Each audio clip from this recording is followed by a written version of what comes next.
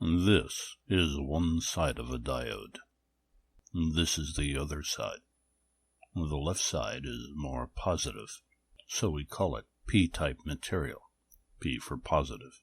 The right side is more negative, so we call it N-type material, N for negative. More holes here, so it's P-type side. More electrons here. This is the N-type side. I've got a voltage source right here. It's connected to a resistor, but it's not yet connected to the diode. And when disconnected from the voltage source, from the electrical pressure, the electrons and the holes begin to drift towards each other. Not a mad rush, not an avalanche, just a slow-moving, gentle drift. Some electrons cross over that border. Some holes cross over that border. And then suddenly, it stops. No more drifting. Why? These holes pull back on these electrons, and so they can't get any closer to these holes. The electrons stop drifting. They're caught in the middle. Furthermore, these electrons, they now repel these electrons who also want to come over the border, but are now compelled to halt. Now, this column of electrons, colored pink, pulls back on the rightward going drift of holes, which are in green, effectively putting a halt to their drift too.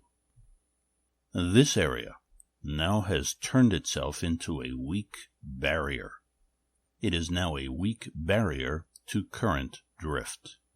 But if you now hook it up to the voltage source, nothing happens until the voltage source passes a 0.7 volt threshold, at which time the voltage barrier stretches and then collapses under an avalanche of electrons.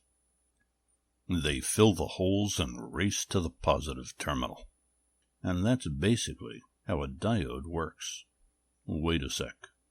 What happens if you reverse the battery terminal?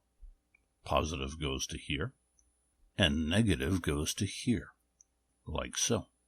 Now what happens? Well, when you reverse the battery, you reverse the bias. The P-type material feels the pull of the negative terminal, and they group to the side of the diode closest to it, while on the other side, the electrons feel the pull of the positive terminal, and they likewise cluster on the diode end closest to the positive terminal. Wow. That voltage barrier has just gotten way bigger. No current is going to get through here now. But what if you tried? What if you increased your voltage source by so much that it plowed its way through these holes, smashed through the voltage barrier, that huge voltage barrier, and pushed all the way through the diode and back to the positive terminal? What would happen then? That's what would happen. You would kill your diode. We'll talk more about diodes in a future video. Meanwhile, you may want to review this material and make sure you fully understand it.